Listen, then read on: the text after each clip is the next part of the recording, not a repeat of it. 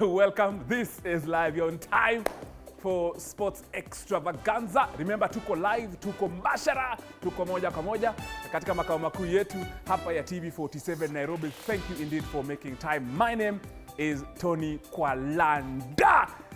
This is the beginning of big things in terms of football. Yani TV47, Radio 47 and Sporty TV are starting and beginning to show you live games during the day and at night.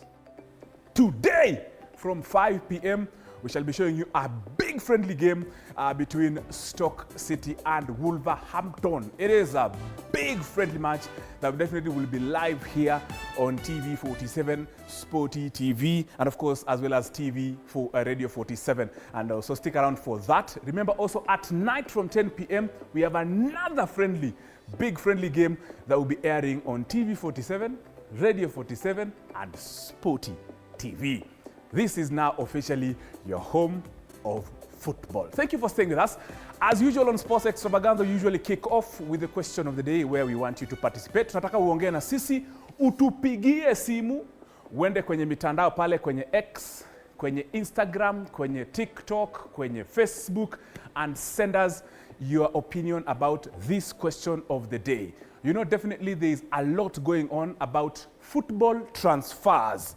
Yesterday, in our local scene, just one of the players, highlight players, one of the top two-time Golden Boot winner in the FKF Premier, Eric Kapaito, has already gone, definitely, to Tusker FC from Tanzania. Now, kwa majuu, Arsenal fans are waiting. Gyökeres is definitely going to have his medical this afternoon at Emirates. So we're asking you this afternoon, that's of course frames the basis of our question this afternoon. We're asking you, which has been your highlight transfer, or which has been your best interesting football transfer for your team? Talk to us. Of course, that's our question of the day. We're asking you which or who has been your highlight football transfer player in the football circles. Is it Gyökeres? Is it Liam Delap?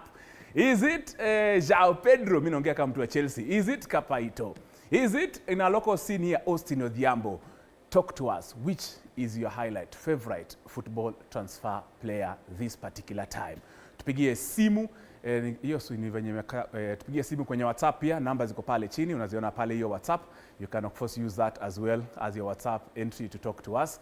SMS line is 0795 045 864. You can call us in live, ucheze kama wewe. Ningependa kwenda kuketi kwa kiti ama nisiketi kwanza. Acha nikae tu hapa. So of course as I sit down nikiangalia acha nikae na mpira hapa. Remember the African Nations Championship is just a few days away. A few days away. Kenya, Uganda and Tanzania are co-hosting the Africa Nations Championship 2024. Kasarani will be a bumper of action in football where Harambee Stars will be in Group A. Nyayo Stadium itakuwa moto. Our training pitches from huko side za complex, kwa annex, kwa police sacco, it will be a beehive of action. In fact, most of you have noticed teams and their delegations are already starting to arrive in the country. Now, definitely we shall indeed be able to update you on that matter. But of course, we've been seeing a lot of movements in terms of players coming in, officials coming in, CAF coming in.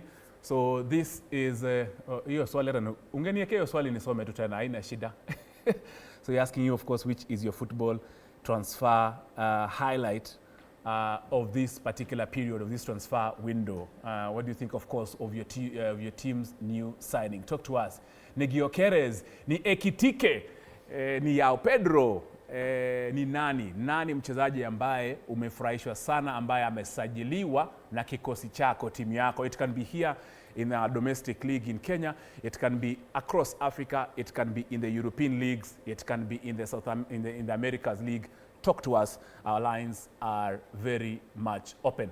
Wacha tuanze na mambo, of course, na CHAN. Kumbuka CHAN is just under let me say 6 days away, which will be hosted here in Nairobi, including in Tanzania as well as in Uganda. but of course we are focusing here in the country. Wamambo Chan inaendelea vizuri kabisa. Remember, the national team Harambee Stars were meant to be definitely in Arusha, Tanzania for the Sekafa Four Nations, but head coach, my very good friend Benni McCarthy, withdrew the team last week, citing unfavorable conditions for the national team Harambee Stars. So aliachana huko kina Senegal na Uganda wapambane na hali yao, and the team of course continued with their training in that particular competition. So right now let's listen in to some of our top players, our coaches, as well as who are concerned with the preparation of the CHAN. Environment, facilities, good. I think, yeah, Tanzania was just a misfortune. You know, I think we went there with good intentions, but unfortunately, for football reasons, football decisions, it wasn't according to our satisfactory. So yeah, the team and the technical team, we came together and we just said that, you know, we think very highly of ourselves. We want to have the best preparation for CHAN. We want to be ready for CHAN, and if we were to continue in the tournament, I think it would have set us back majorly, probably losing players to injuries because, yeah, the conditions was just not favorable for us to work in an environment where we'll be able to keep all our players fit and to play at the highest and the best level that we expect from ourselves. So yeah, because of those reasons, we felt that it was probably best for the safety reasons for the players and the well-being of the players. Yeah, for everyone involved in the squad that was there, that it was best just not to participate and to come back and to have the best possible training, last bit of camp left that will give us, optimize our chances, because the group that we're in, it's a group of death. And if we're not properly prepared, we're going to have shortcomings, and yeah, people will ask questions.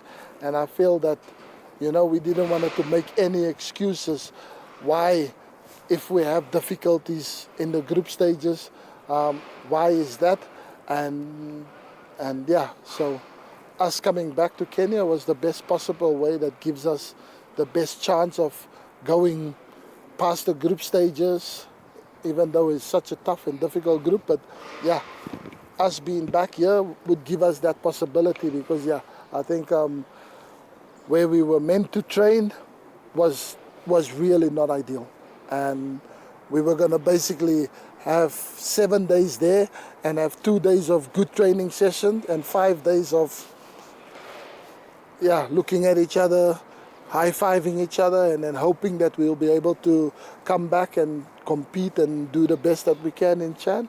So because of those reasons, we as a team, we stuck together and we said that if the conditions aren't favorable, then, you know, we're rather back in Kenya where we do have the facilities and the right training pitches to train and maximize our sessions and our planning so that we can be ready for CHAN. So that was the main reason, football reasons, nothing else.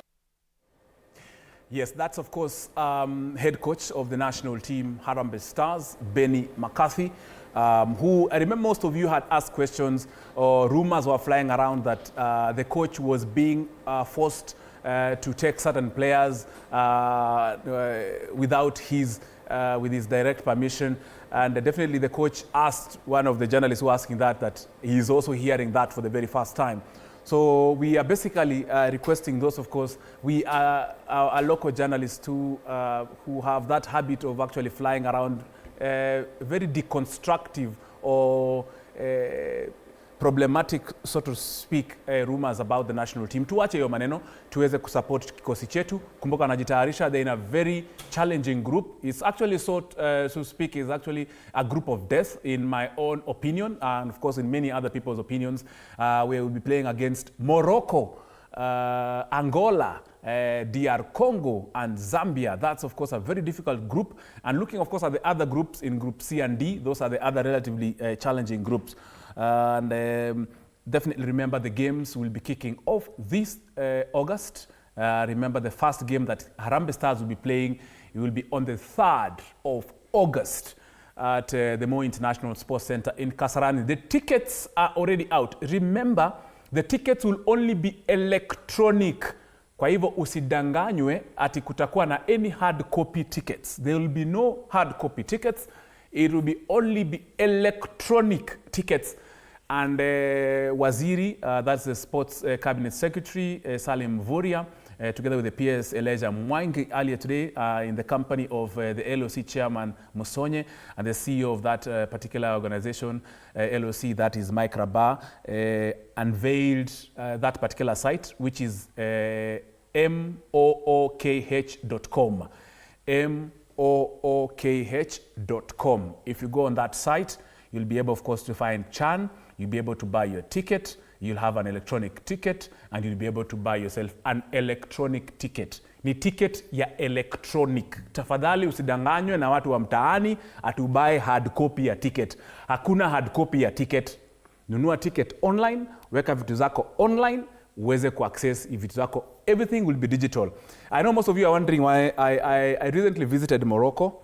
And I know Morocco is becoming already their delegation, their head delegation is already in the country. This will be my second team to support. This is my second team to support in the African Nations Championship for reasons best known to you. Yeah, Morocco is a country definitely I visited recently, and I appreciate, of course, the kind of effort and infrastructure and the input they have put in terms of development of sports, and where Kenya can easily copy from. Now, just before, during that story when Benni McCarthy was speaking on TV, the patron of Gor Mahia, that is Honorable Eliud Owalo, is currently in the building. We'll be able, of course, to catch up with him, with, of course, Bwana Eliud Owalo, to brief us, of course, on a lot that is happening. Remember, he's also an advisor to the President of the Republic of Kenya, William Ruto. So there's a lot, of course, he's come to share. And this, of course, will span across, our local league to the CHAN preparations, as well as, of course, the 2027 preparations for the Africa Cup of Nations. So director wangu, of course, leo ni Emmanuel Inonda. Emmanuel Inonda, kulikuwa na hiyo story nilikuwa nimeprepare kuhusiana na Morocco, Moroccan Football Museum. Yes, of course. And I was able to easily visit Saleh. Saleh is one of the cities in Morocco. And, and I was given the privilege of visiting that particular museum. Remember, that football museum is located on the building of the headquarters of the Moroccan Royal Football Federation is there. And that's where they have stored their history from the early 1990s all the way to today. They have their football history there. Kenya, I have not seen any football museum in Kenya. Now, for those who are looking and planning to really have a football museum, I'm speaking to the Football Kenya Federation, led by my very good friend, Chairman and President Hussein Mohammed, and Deputy Vice President McDonald Mariga. This is the kind of football museum you need to have in Kenya. The Moroccan Football Museum is located on the ground floor of the Royal Moroccan Football Federation headquarters in Saleh City, and it brings to life the rich history of Africa's powerhouse. Our tour kicked off at the special exhibition, which is dedicated to Morocco's FIFA World Cup history for both the men's and women's teams.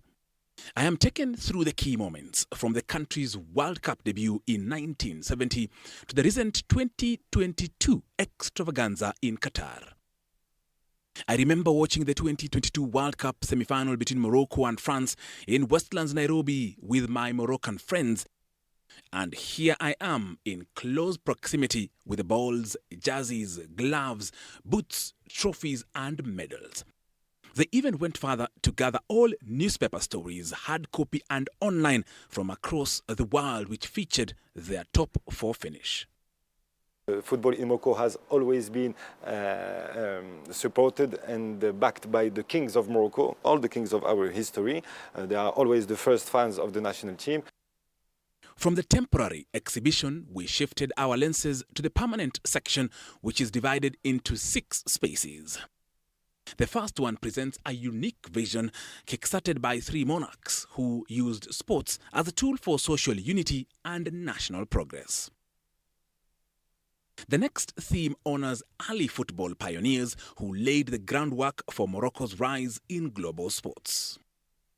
The Land of Excellence section highlights Morocco's greatest outcomes, historic victories, shattered records, and unforgettable moments of national teams and clubs from the 1950s to the present.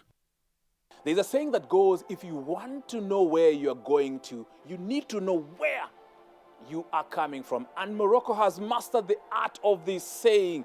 They have kept their football history so close to their hearts, and they have a museum full of their history from the early 1990s all the way to today.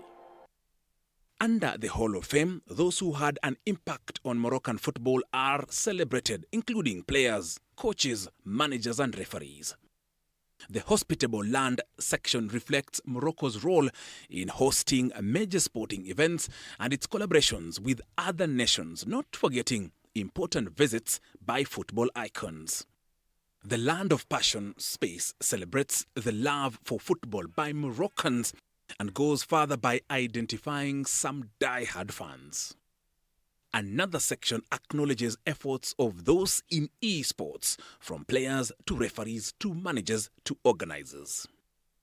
It's a way to see the history of Moroccan football, our achievements, but also some more historical things, like how the referees were doing their job in the 20s or in the 30s. In early 2025, the doors of this museum were officially opened to the public thanks to the partnership between the Royal Moroccan Football Federation and the National Museums Foundation.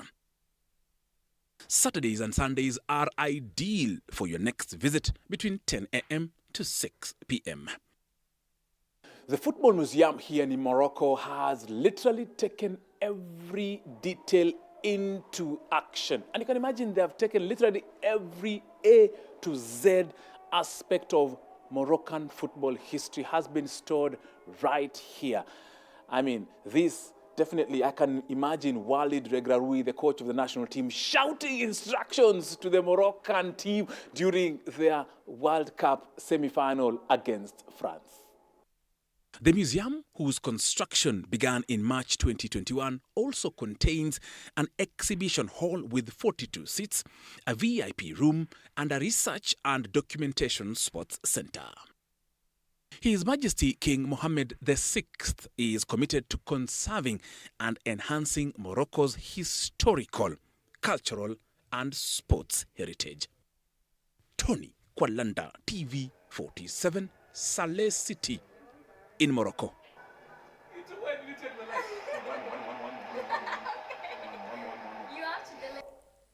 Wherever I go, I normally attract beautiful people.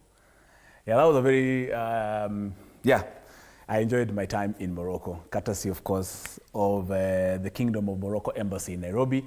They're gracious enough to really show us into exactly the kind of infrastructure they have invested across the over 30 cities in that particular country. Remember, they are hosting the 2030 FIFA World Cup, co-hosting it with Portugal and Spain. They are also hosting the Africa Cup of Nations this December, God willing. Tukikuwa hai, tutakuwa definitely back huko hivyo. That's why I'm telling you, my second team in the Africa Nations Championship is Morocco. Remember, Morocco are also in the final of the Women's Africa Cup of Nations, where they'll be meeting Nigeria in the final. That game will be played this weekend on, should be on today or tomorrow. To confirm your day, I think in kesho. That will be a very interesting final in the Women's Africa Cup of Nations. Now, later on, of course, we shall be bringing you live the Wool Round over the stock. But remember, we have a special advisor to the Office of the President and also the patron of the undisputed champions of the Football Kenya Federation Premier League, that is Gor Mahia, who is Eliud Owalo, who is currently in the building. We are going to interview and cross over to our sister station, Radio 47, where Arocho and the big gang of Radio 47 Sports are engaging Bwana Eliud Owalo on matters Gor Mahia on matters football, on matters CHAN, and of course football. Let's cross over and listen into this particular conversation. Institutions mbalimbali. Hiyo ndio kazi ambayo nilikuwa nikifanya. Ndio. Lakini ikifika mwaka wa 2011. Ndio. Mimi nilikuwa mkubwa wa campaign ya CORD Coalition. Aha. Yeah? Nilikuwa mkubwa wa campaign wa CORD Coalition. Sasa yule alikuwa anashika ushikani wa coalition hiyo ya CORD kwa upande ya kung'ang'ania urais alikuwa Raila Odinga. Ndio. Na alikuwa na co-principals kama Kalonzo Musyoka na Moses Wetangula. Ndio. Mimi ndio nilikuwa kiongozi wa campaign. Aha.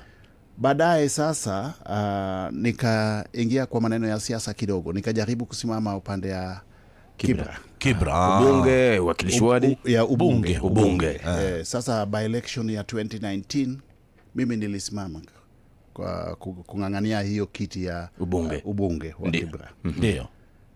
Baadaye nikarudi kwa kazi yangu, lakini rais wa sasa ambayo kwa wakati huo alikuwa Deputy President William Ruto. Ndio. Tulifanya mkutano na yeye. Na tukakubaliana kwamba tukisonga mbele tukielekea 2022 tutafanya kazi ya kisiasa pamoja. Na nikamsaidia kwa campaign mpaka tukasukuma hiyo campaign mpaka ikafika wakati tukashinda na tukaunda serikali tukiongozwa na Ruto mwenyewe kama rais. Ndio. Kwa ufupi hiyo ndio historia yangu kwa upande wa kisiasa. Okay. Ndio. Na labda waziri, kabla Rocho kutupia swali lingine, wengi wanauliza kwamba tumeona Owalo ile passion yake, zili yake kwa sababu kwa masuala ya kabumbu ama sports kijumla. Je, wakati moja iwapo Rais William Ruto atakutaja katika wizara ya spoti itakuwa vipi, na ni kitu kipi ambacho unahisi kwamba utaanza nalo na ni mafanikio yapi ambayo umeyaona wenzako wakiyafanya katika sekta ya michezo? Ndio. Wajua mimi usaidia michezo mbalimbali kwa sababu mimi ni mshabiki wa michezo. Mimi napenda mchezo. Nimekuwa mchezaji wa basketball vile nimekueleza. Nimekuwa mchezaji wa basketball na nimekuwa mshabiki wa kandanda kwa muda mrefu. Ndio. Kwa hivyo hata zile usaidizi ambazo mimi napeana kwa vilabu mbalimbali, sipeani hizo usaidizi ndio nipate kitu kutoka hapo. Ndio. Yeah? Tuseme kwa mfano upande ya Gor Mahia. Mimi nimekuwa nikisaidia Gor Mahia kwa muda mrefu sana. Ndio. Yeah? Wakiwa na matatizo kidogo, maafisa wao wananipigia simu, tunasaidia. Kwa hivyo mimi ile usaidizi napeana kwa michezo ni kwa sababu mimi ni mshabiki wa michezo. Mimi napenda michezo. Na mimi pia nimekuwa mchezaji wa basketball vile nimekuambia. Ndio. Kwa hivyo sifanyi hizo ama sitoi hizo usaidizi ndio nipewe kitu hapo mbeleni. Hapana. Okay. Lakini ikatokea tu labda ukawekwa pale, hiyo tutashughulikia tukifika hapo. Ndio. Nadhani ni swali ameuliza swali nzuri kwa sababu wengi wamekuwa na saa wakati mheshimiwa Babu alipokuwa waziri wa michezo. Ndio. Ulikuwa unaonekana sana na unashughulika sana mpaka Babu mwenyewe, mpaka watu walikuwa wanaona waziri wa michezo wale confused, mkadaka wapewa Owalo wakapewa Babu. Lakini ulijitokeza sana by the way. Wajua Babu ni rafiki yangu sana. Na sasa hata hizo usaidizi nilikuwa napeana kwa mchezo, saa zingine hata nikienda kwa hizo mkutano napiga simu kwa Babu na mueleza, ndugu yangu mimi nataka kufanya hii. Ulikuwa unamueleza? Ndio, kwa sababu tuko na kitu inaitwa collective responsibility ya cabinet. Mnafanya pamoja. Ndio. Kwa hivyo mimi kwa moyo wangu mimi ni mpendaji mchezo. Okay. Ndio. Manake nataka sasa tugusie kidogo hizi vilabu ambavyo umesaidia. Ndio.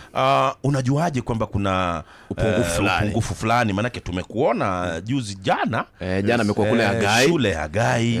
Leo pia nimekuona na Martin Balambala. Yaani wewe upumzika kweli? Manake kuna juzi amekuwa kule kuona Kisumu, Agai na Yala. Nzoia pia tena nimeona umewatupia. Kakamega Homeboys pia Homeboys pia kuna kitu niliona aliwabwagia. Manake na pia kuna rafa imepenyeza hapa waziri. APS Bomet kama juu unatupangia nini? Manake niliona rafa sema kwamba ambia Owalo APS Bomet tumekuja ligi jamani. Sijui kama unatuwazia mahali. Tutakuwa na mpango ya kusaidia APS Bomet. Vile vile ile klabu inaitwa Zoo Kericho. Ile kule Kericho. Kericho huko upande ya Kitale pia kuna timu moja nataka kusaidia. Lakini wacha nikuambie kitu moja. Mimi hufuata mchezo kwa makini sana. Kwa hivyo mimi si mtu wa kuelezwa ati timu fulani inahitaji usaidizi gani ama iko na matatizo gani. Mimi mwenyewe najua zile matatizo ambazo hizi vilabu zinapitia. Kwa sababu mimi nafuata progress ya hizi vilabu kwa makini sana, tena kwa ukaribu. Ndio. So ni vitu ambavyo network yako inakufanikisha kwamba unafikia na unazisuluhisha. Na tena vile vile kama naweza kukupeleka hapo nyuma, unajua wakati standard ya kandanda hapa Kenya ilikuwa juu zaidi. Wakati hiyo Gor Mahia na FC Leopards walikuwa katika kipao ya mbele. Ndio. Kwa hivyo mimi kwa maono yangu tukitaka kuimarisha tena kiwango ya kandanda nchi hii, ndio lazima tuunge mkono hizi vilabu ya community clubs, vilabu vya jamii. Ndio. Tukianza na Gor Mahia, AFC Leopards, Shabana FC, ndio. Upande ya Kakamega huku kwa sasa tuko na Kakamega Homeboys, ndio. Tuko na Vihiga United. Kwa sababu hizi vilabu ndio ziko na wafuasi. Ndio. Na kila mara huwa naeleza hata masponsors kwamba hakuna haja ya masponsors kuanzisha timu zao zenyewe, institutional soccer clubs. Kwa sababu hawana wafuasi. Kweli. Maneno ya sponsorship, unaweka pesa kusaidia timu kama njia moja ya kutafuta uboreshaji ya product zako, bidhaa zako. Kwa hivyo inahitajika uweke pesa kwa klabu ambayo iko na wafuasi. Ndio. Na zile vilabu ambazo ziko na wafuasi ni hizi vilabu za kijamii. Kweli. Ndio. Kwa hivyo mimi kwa maono yangu, kama tunataka kuimarisha kiwango ya kandanda Kenya hii, tuweke pesa kwa community clubs. Dakika 30 na katika baada ya saa 10, msikizaji ndani ya Radio 47, mimi wako Arocho na mwenzangu Lucky Ariano. Leo tunamkaribisha hapa Mheshimiwa Eliud Owalo ambaye ametueleza mengi kuhusu yale ambaye ametenda. Nataka tuvute unyunyu kiduchu, tukirejea tutaka tuingie masuala ya Gor Mahia. Kuna shamba ya Gor Mahia, kuna basi ya Gor Mahia. Lakini naona tukiwapo tutakatiza itakuwa noma upande wa pili. Upande ule mwingine. Maana tuko live angalau songe angalau. Ndizi haya. Basi hamna noma. Maana itakuwa ni bala. Haya, basi. Ndio. Umeipatia Gor Mahia basi. Ndio. Hii basi ilileta maswali mengi sana. Mheshimiwa. Maana kuna wengine walikuwa wanasema hii basi labda Owalo mambo ikiharibika atachukua basi yake. Si unajua sasa labda kwa faida ya msikizaji. Mambo gani yaharibike? Labda uhusiano ama labda uamue tu jamani uamke. Sasa mimi kama mfuasi wa Gor Mahia, shabiki sugu, mkongwe wa Gor Mahia, yani pioneers, founder members. Nikiwacha kusupport Gor Mahia nitasupport timu gani Kenya hii? Nitasupport timu. So hiyo basi iko daima dawama na Gor Mahia. Hiyo ni ya Gor Mahia. Ni ya Gor Mahia. Haya, juzi tumeona shamba umetupeleka, ilikuwa inaitwaje kule Kenya huko. Ndio. Hebu tufafanulie moja ya zile. Unajua kwa muda mrefu Gor Mahia hasa mashabiki wao wamekuwa wakitamani kuwa na uwanja wao. Maana nashangaa polisi wamekuja juzi wana uwanja. Ndio. Na ukiuliza hata maafisa wa klabu ya Gor Mahia watakueleza waziwazi kwamba wamekuwa wakitumia pesa nyingi sana hata kwa training, ku higher ground, kwa sababu hawana uwanja yao wenyewe. Ndio.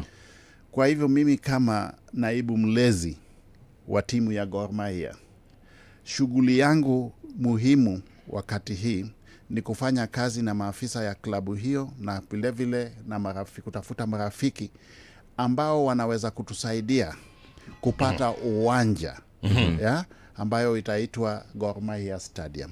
Wow. Ndio. Na waziri, mbona hujazungumzia ule ambao mlipewa na hayati Moi? Maana kuna wale ambao mlipewa. Lakini tulipewa lini? Ilikuwa kitu kama mwaka wa 89 huko. Ndio. Mpaka sasa mpaka leo hii hawana hata title deed, hakuna mtu ameona title deed. Kwa hivyo yani ni hewa tu. Yani kama tunataja tu alafu unaondokea. Sio Gor Mahia peke yake ambayo ilipewa uwanja. Hata FC pia walipewa. Amefuata na makaratasi. Na tukiwacha hiyo ya Gor, wapi hiyo ya FC iko wapi hiyo? So ndio ukaona tuache kufuata. Hakuna haja ya kufuata kitu ambayo haiko. Twende kwa market tutafute uwanja tununue tuanze kujenga stadium, tutafute pesa. Uwanja kule Lukenya, mheshimiwa. Sijui kama ni mshapata ni ukubwa wa uwanja huo ni kama eka ngapi? Hiyo ilikuwa kama eka 40 hivi. Na unajua mpango yetu ni kutafuta uga na vile tuwe na jumba la klabu na vile tuwe na kituo cha mazoezi. Ndio. Na vile tuwe na vifaa vya kurejesha siha kwa wachezaji. Ndio. Na tena makazi ya wachezaji. Unamaanisha na vile hapo tunataka tuwe na hoteli ambayo hata timu za kutoka nje zinakuja zinalala pale. Zinalala hapo. Yani unasema, pole nimekukatiza mheshimiwa, lakini kwa faida ya msikizaji, unasema uwanja huu ikiwa utafanikiwa, hata wachezaji watakuwa naishi mle watakuwa wakiishi hapo. Kila mchezaji atakuwa na nyumba yake hapo. Tuseme kama 2 bedroom apartment. Kwa sababu moja ya shida ambayo wachezaji wamekuwa nayo, wachezaji wa Gor Mahia, ni wasiwasi ya malazi, mahali watalala. Tunataka waishi hapo. Wanatoka hapo, wanaenda katika uwanja wa mazoezi, wanafanya mazoezi, kutoka hapo wanaenda fitness center, gym, wanakula hapo. Ikifika jioni mtu anaenda kwa nyumba yake. Hiyo vile itatusaidia tuwe na uhusiano kati ya wachezaji. Na tena wakae mahali ambayo iko usalama ya kutosha. Na mahali safi. Hatutaki maneno ya unakuta mchezaji mmoja anaishi upande ya Dandora, Chorochoroni, mwingine mara huko ndani upande ya Kayole huko. Na unajua usalama Kenya hii siku hizi imedorota. Na pia unajua kuweka pamoja inamaana pia anaona kwamba hadhi yake kama mchezaji ameweza kuchungwa vizuri kabisa. Hiyo ndio lengo ambayo tuko nayo, na nina imani kwamba tutatenda hiyo. Na labda tu mheshimiwa, wewe mtu kauliza kwamba siri ni gani katika huku wakifu wako wa That is, of course, coming to you live from our sister station, Radio 47, where my colleagues Fred Arocho, together with Lucky Heriano, are engaging the Deputy Chief of Staff in charge of delivery and government efficiency in the Executive Office of the President of Kenya, and of course a former Cabinet Secretary for Information, Communication and Digital Economy in Kenya, that is Eliud Owalo. That conversation is ongoing. We shall keep tabs with that, and just in case you want to continue listening or watching that, be sure you can go to the live online platforms for Radio 47. That is, of course, on Facebook, on Instagram, on TikTok. You'll be able, of course, to have that conversation. Of course, on the usual radio online, that is radio ile ya kawaida ambayo unapenda kuisikiza. Right now, of course, I've managed to get the champions wa football kule Kajiado, Utumishi football team. Hii ni timu ya vijana ambao wanabobea katika nyanja ya soka katika kaunti ya Kajiado. Wanajiita Utumishi, wamejituma, and they're doing exploits. I hope Governor Olelenku, hawa vijana unawaita, uwapatie, uwasindikize wakienda kuwakilisha kaunti yako. But of course, they're here to share the lovely story. I will, of course, start immediately. Saa hii tupige tu my introductions kidogo from coach. Coach, tuambie majina yako, and then tuambie umetoka wapi na squad. Najua ni kama wametoka mahali fulani na wanaelekea wapi, and of course they'll introduce themselves as well. Karibu. Thank you so much. Karibu.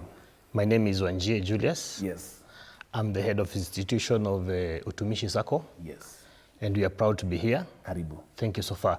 Yes. I'm the patron of the team. Yes. With me, I have the main players. Yes, we are happy to be here. Karibu sana. Thank you.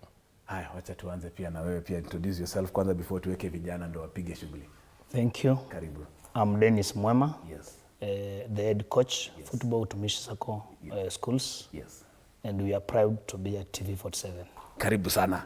Wacha tuanze na kijana. Piga introduction, unapiga position gani na unapenda nani Kenya kwa ball na majuu? Na I hope wewe ni Chelsea. Kama mswa Chelsea mazee na kwa tu side studio na kuenjoy. Naitwa Karibu. Naitwa Leon Wambata. Leon, yes. Yeah, mimi ndo captain wa team. Nacheza 6 midfield. Wewe ndo Kaisedo? Yeah.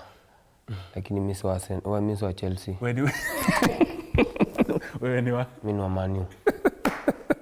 Sawa, captain wa Man U. Karibu sana Leon. Yes. I'm Pavel Omondi. Yes. Yeah, nimefurahia kufika hapa. Karibu sana. Nacheza position number 9. Yes. Yeah. Karibu sana. Mimi ni wa Manchester. Wewe ni wa Man U? Watu wa Man U ni wengi. Karibu. Thank you for hosting us. Karibu. My name is Bournemouth. Bournemouth? Yeah. Yes. But they call me MK Junior. MK Junior? Yeah. Safi, MK Junior. Yes, unacheza position gani? Play number 9, 10, 7. Okay. Yeah. Na timu ya support Arsenal. Barcelona. Finally kuna Arsenal Yeah. Karibu sana MK Junior. Asante kwa hii opportunity. Karibu. Mimi naitwa Rama. Yes, Rama. Sasa currently nacheza number 8 in Utumishi squad. Yes. Mimi na support timu yenye napenda ni Newcastle. Yeah. That's a unique, but they are very good, definitely. Wako na style fiti sana. Coach niambie, wacha tuanze naye coach Dennis. How does it make you feel, the progress of the team to the level where they are? Is it something you had planned? How long had you planned for it? Na matokeo yanatokea, and of course mko na huge challenge ina come up next. I'm very much proud to be the coach for this team. Karibu. Since we joined the junior secondary, we have been planning on how we can progress with our football. Yes. And it has already beared fruits. In fact, we have already gone all the way to regional level. Yes. And we are very much proud because these boys, they know how to make sure that their talents, they are showcased openly, not through any other means, such that if an individual will showcase themselves in the field, they'll see that this is a pure talent. So we do practice on daily basis, except on Sundays, whereby we dedicate that day for devotional purposes. But the rest of the days we are in the field, alongside the classes. So not that we forget class and do pure practice, but we work alongside the curriculum program. Indeed.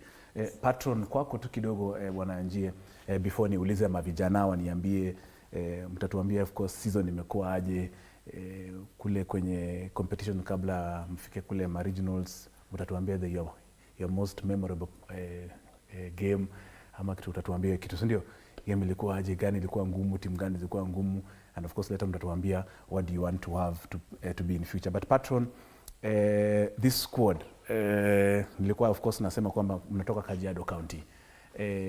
How is the support in terms of football, in terms of nurturing such talent? Because unajua this is very raw talent and it just needs nurturing. Wakitoka hapa of course unajua lazima wajoin pengine our local leagues ama wasonge kule mbele. How is the football infrastructure in Kajiado? Is it up to where you expect Utumishi kujituma? Thank you. I think for us to nurture these talents, for us to unlock their potential, there is a lot we need to do. It needs a lot of resources, starting from the ground, the infrastructure itself, even from the playing, from the uniforms. And I think the main challenge when you are coming to sports, it is the resources. We had to go overboard to look for these uniforms. They're nice. We had to go overboard to look even for balls. The play, I wish you can see the playground that I usually use. Niliona ni vumbi bana. Ni vumbi, such that tukitoka pale, kila mtu ni whites. So I think the government itself should so much invest in these resources.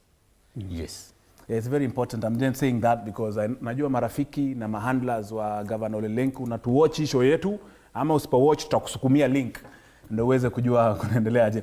But captain, nikuulize wewe, tukumbuke from of course kuanzia kule chini mpaka penye mmefika sasa hii, penye mnaelekea kule nationals, ni game gani ilikubamba sana, ama ni day gani, competition gani ulibambika, ama ni nini ilikufanya ukasema ni utumishi, ni maplayers wangu wanajua kupiga ball? Kuna game fulani ilikuwa ya timu inaitwa Sitam. Hiyo team walikuwa kubwa hivi kiasi ya tukiwoma hapo, unajua wako east side tuko east side. Yaani mnapatana. Sasa alikuwa anakaa tu wabigi. Sasa hiyo game ilikuwa iko tough. Sasa tukawasukuma kaisha first half kakuja second half tena tukasukuma, alafu wakapiga through, tukapiga tu bao moja dakika mbaya ikajipa. Alafu after hiyo win tukapata timu nyingine inaitwa Nonkopir. Manze hiyo game ilikuwa ngumu. Kwa nini? Hadi bao ya kwanza ilikuwa tu miujiza. Wewe mwalitufungia kunja tu mguu kaingia. Hiyo game ilikuwa ngumu, lakini tukashinda. Lakini umejua wanasemanga wewe unaenda ndo competition ni ngumu. Sasa hivyo ndo ilikuwa, lakini tulikuwa tu na Mungu. Tukaendelea tukishinda. Very well. Powell, na wewe tuambie, wewe ni kitu gani unakumbuka mazee hadi sasa unakumbuka yenyewe unasema pale sitaisahau ile game, kulikuwa hivi na hivi na hivi? Kuna venye tulienda county, tulipatana na timu mingi hapo. So tulienda tukacheza finali na semi. Before finali tulicheza semi na tukapiga mtu mmoja. Before walikuwa wametutusi. Eti si ni mamanki. So pole, walisema pole sana, msiite watu hivyo. So after hiyo semi, tukaingia finali. Hiyo timu iliqualify hiyo pool yao. Na sisi tukapatana nayo. Tulipiga mkono bila. Hiyo ndio nilifurahia. Mkono ni 5. Sasa hiyo jina walikaa nayo, si ndio? Safi Powell. MK Junior, unakumbuka gani game gani ama situation gani? This game we play against Kwalanda. It was sad, man. How was it? Yeah, it was sad. They scored us in the middles, I remember. Like bro was trying to blast the ball, but ball ikaingia. So that game was sad, man, but I scored 2 goals in it. Well done. Yeah. Nice. I remember that game, but it was sad, man. It was a difficult one, Rama, yourself? Mi game yenye naweza sema nilipata nikaipewa na ilikuwa challenging. Ilikuwa ngani hiyo timu yenye tulipatana ilikuwa inajiita Sitam. Awase hata kama bado walikuwa wabigi kwetu. Pia sonye kwa mentally tunajua sini wabigi. Mentally mlikuwa wabigi kabisa. Yeah, sini wabigi, hatuangalii physique. Yes. So hiyo game ilikuwa ngumu. Tulicheza first half venye Kapia amesema second half na sieti na brag. Ndio nilifunga hiyo bao moja. Useme ulifunga bao, brag ndio ulifunga. Hiyo ni statistic na nipaka. Naambiwa tunaishi forever humble. So bado tuliwin, tulienda kama team. Well done. Hiyo day, hiyo siku ndo nilijua Utumishi tuko na potential. Kama hiyo team ingetutoa, hiyo team ndio ingekuwa sasa inaongea hapa. But hiyo sasa sisi. Ilifika. Well done. Coach, najaribu kuangalia education na ball. It's very important. How do you encourage these young ones to embrace the wana talent, but pia nafaa kuwa na talent? Yes. Class. How do you ensure there is that balance? Well, as the coach and also as being part of the school fraternity in terms of teachers, yes. I understand that we have to juggle between the two. Yes. And therefore we have to put priority on education first. Yes. Then on our free time and during the evening hours, we now dedicate it fully for sports. In fact, the boys will tell you that when it comes to the time for games, we normally cooperate 100%. We don't give an excuse for that. So we normally dedicate, if time for sport, 100% games. No excuse, unless you are on medical issues. But now when you come to class work, now we have to ensure that this is the main business that has brought us to this school. So we have to ensure that we become one, obedient in terms of class. The discipline must also be upgraded to higher levels. For one, we agreed with the boys that you should not be found in a wrong corner, even if you're a player. Now the time for play is in the field. That one will discipline you according to the field. But now when you come to the other side, we will have to do it according to the policy that the government gives us. And therefore you relate that they support the boys that the normal accord to me that's that they want to do everything in the right way. So we cannot miss a class because we have a ball. That one we have to put aside. Then we do it later on there. Very important. Yes. Patron, you as well, what kind of support does this institution or this team get? Who are the key supporters of this team? Of course, I know parents, I know those other board of directors or the other board of management, they support this team. But who are these people who have actually been behind this squad to the success to where they are at the moment? Thank you. I think we want to appreciate the efforts from the education system being led by our able director, Madam Clarice. She has been there for us. Every time, every now and then, she'll be there for us. Also to the board of management being led by our chairman, Mr. Joseph Cody, and also the chairman of PTA, Bwana Elijah John. Anything that you go to them, you tell them we need a uniform, they are usually there for us. And also for the teachers, starting from the team coach and also the other teaching fraternity, because they have to chip in whatever whatever is needed from them. Yes. So those are the people who have helped us to be this far, including the KIPSA, Kenya Primary Sports Association, being led by our able chairman, Mr. Rashid. Tumetoka Eldoret sahi. So he has been there for us and the entire team of Isinya. We appreciate. Very well. Well done for that. Of course, for those who are supporting, keep on supporting. We appreciate your efforts, just as the patron has said it. Captain, assignment ni kubwa up next. Najua mnaenda saa ligi kubwa. Nyinyi mmejitayarisha vipi psychological? Of course, najua Rama amesema hapa. Najua watu wanaweza kuwa na mili kubwa, lakini nyinyi mentality na spirit yenu ni kama ya David akipiga Goliath. Sasa mnaenda assignment bigi. Mmejitayarisha kivipi? Squad inakaaje, morale inakaaje? Wewe ndo captain, wewe ndo engine ya hawa. Ukikuwa mbaridi, wao wote watakuwa baridi. Captain. Si kama kawaida. Si uenda shule Monday. Tunafika 6. Yes. Hadi 6:30 tumepiga laps nje ya shule. Yes. Sasa tukishapiga hivyo laps turudi class, tungoje ziishe tena tokee 4. Tupige nini zetu mazoezi. Mejua saa hii sio kama last year. Last year yani ilikuwa vitu ndo na train kenye najua na watrainisha, lakini saa hii head chetu atuletea coach wa yuko anaitwa coach Kevo.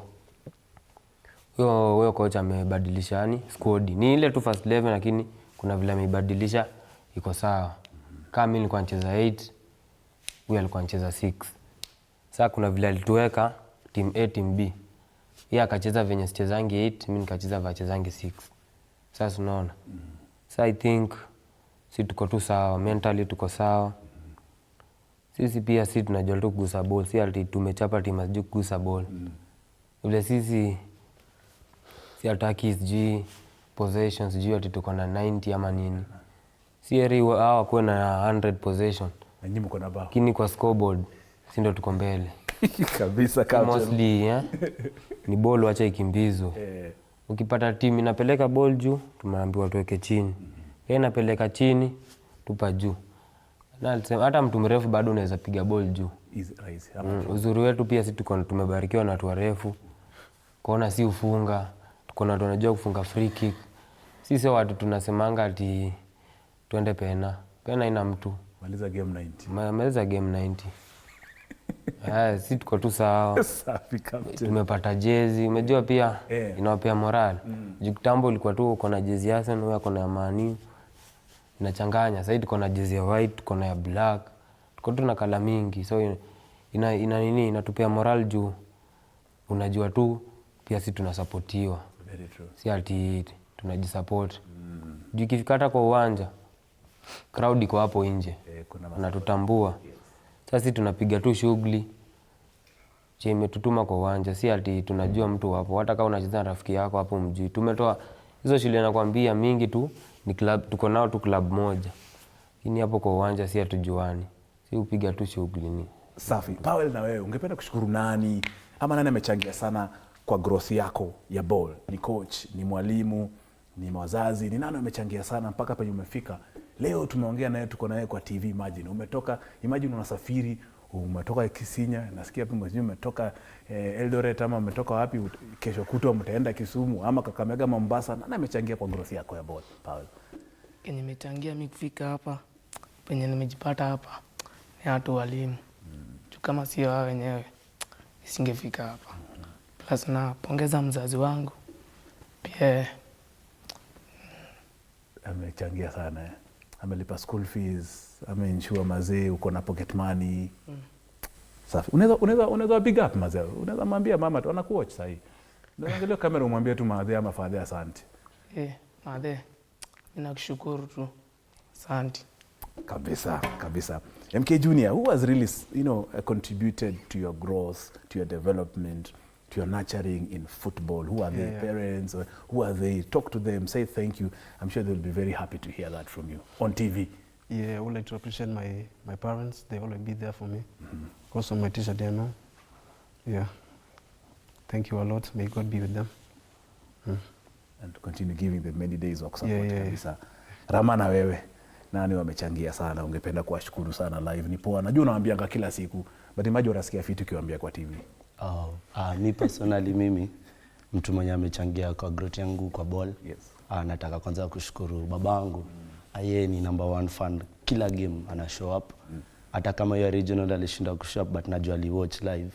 Kitu kingine mimi naweza sema coach wangu kwa academy, coach Mariga, sahi ndo current coach in Sunshine, wanacheza currently division 2.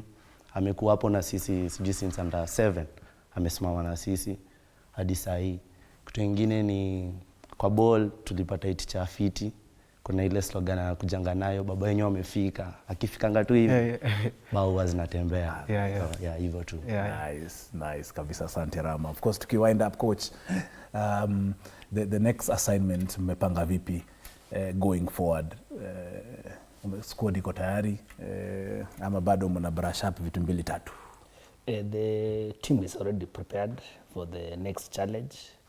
But that does not mean that we will stop practicing. So we'll continue practicing. It's very much our goal is not only to feature in the high school games. We are planning now. We can see this team to be seen in the entire world. If we produce the 11 team in the international world, that will be my joy. Yes. Very well. Well done, coach. Of course, and we wish you the very, very best with this squad. We shall be following up on how you're doing, because you're doing great work, of course, on the field and off. Patron, tukimalizia, I'm just wondering, how do you select your players? I know that's for the coach, just for the benefit of a parent who is interested in, and they have children or boys who would like and they have talent. How is that going about? Someone who's watching, a parent specifically, who has talent in football, you would like to speak to them. Thank you. Games or football or any other extracurriculum is not wastage of time. And it's good also the parents to know that. How we select our team is the interest of the kid. First of all, the interest of the kid comes first. Then from there, the talent itself. If the kid has the talent, then from there we can move on. And also the support of the parents. I love the dad to Rama. He has moved with us from the cluster to the zone, to the sub-zone, to the sub-county. And even when we went to the county, he appeared. Now it was unfortunately, he never made to Eldoret, which is a distance. And also the parents to these kids, the dad to Leon, the dad is called Wambatsa, they have been there for us. So I would urge parents, if the kid has a talent, let him or her go for that talent. Yes. Well done. Thank you so much. The patron of the Utumishi football team, that's Wanji Julius. Head coach for Utumishi football team, Dennis Mwema. Captain mwenyewe Ambata, well done. Of course, endeleeni kupiga shughuli yenu, Leon. Powell, namba 9. Wewe ndio natafuta ile jina timu yako Manu Handonga nani? Hoyland. Wewe ndio Hoyland sasa Utumishi, wamepiga shughuli kabisa.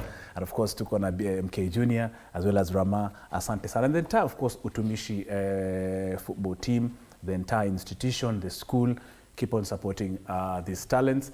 We've seen some of the talents being signed in the name of the St. Anthony player, that is Alden Kibet, signing for Celta Vigo. We are looking at another player who's likely to sign for Elche, that is my good friend Wanjala, and many other players definitely from Kenya who are likely definitely to be playing in the top leagues. And these are the kind of faces that we'll be seeing in the top leagues, both in Kenya and out of Kenya. So all the best. Pigeni shughuli yenu, sitaendelea kusupport Kama TV. Asante sana. This of course is Sports Extravaganza. We've been of course been privileged to host the Utumishi football team all the way from Kajiado. Ni vijana wamepiga shughuli, wamesema wametoka tu Eldoret saa hii kupiga ile Uasin regionals. Definitely they'll continue doing what they do best. Kompiko Wanja sita support. Remember, here on Sports Extravaganza today, it's very special. From 5 p.m., we shall be taking you to that huge friendly game between Stoke City and Wolverhampton. That game is live here on TV 47, on Radio 47, as well as Sporty TV. We are taking a very short break before we take you to that friendly game. Don't go away.